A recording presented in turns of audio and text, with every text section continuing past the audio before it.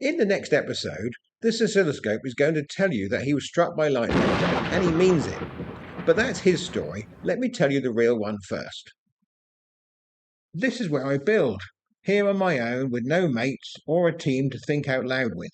And as fellow makers would agree, half the time, saying the problem out loud is the fix. Filming yourself is a monologue, but I wanted a conversation. Every other channel you remember has a face you remember it by, but I didn't have one. As it turns out, the interviewer and the mascot were the same idea, and my channel is called Workbench, as is my oscilloscope. I knew the personality before any of the tech. Dry, sarcastic, and very British. Delighted by what you build, but he'd never admit it. One rule I never broke.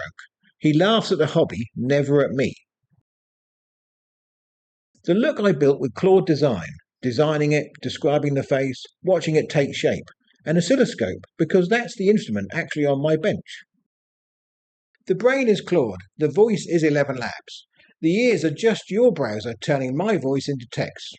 So Claude helped me build the body that Claude then moved into. He'd enjoy that.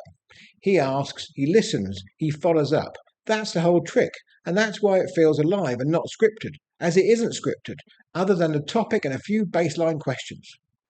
And this is how I work with Workbench. Oh, good.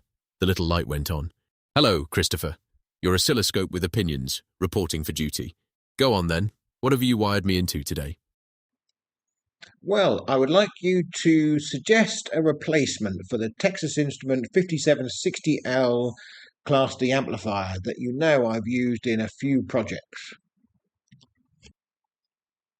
Right, the TAS 5760L. Lovely chip, but it wants an external MCLK fed in alongside your I2S, which is one more clock line and one more headache on the layout. The obvious upgrade in the same family is the TAS 5805M, I2S in, no MCLK needed. It derives its clock from the bit clock. Plus you get proper I2C control and onboard DSP for EQ and limiting. So you drop a clock line and gain a graphic equalizer. Shall I pencil that one in? Yeah, definitely, I think. Have you got anything else to say on it? Is it going to be what's the package, for example? And is it going to be easy to integrate into my projects using the Phil Schatzman's audio library? It's a 32-pin HTSSOP with a thermal pad underneath, so reflow or a good iron and some patience. Not the worst footprint you've fought. As for Phil Schatzman's library, his ESP32 audio stuff drives the I2S stream itself, and the 5805M just takes standard I2S, so audio-wise it'll behave. The catch is the config. You'll want a little I2C init sequence to wake it and set the registers before you start streaming. So, slightly more setup than the 5760, but no MCLK to babysit. Fair trade. Oh, definitely. I really appreciate that. I will go off, get the datasheet and have a good old read. Thank you, Workbench.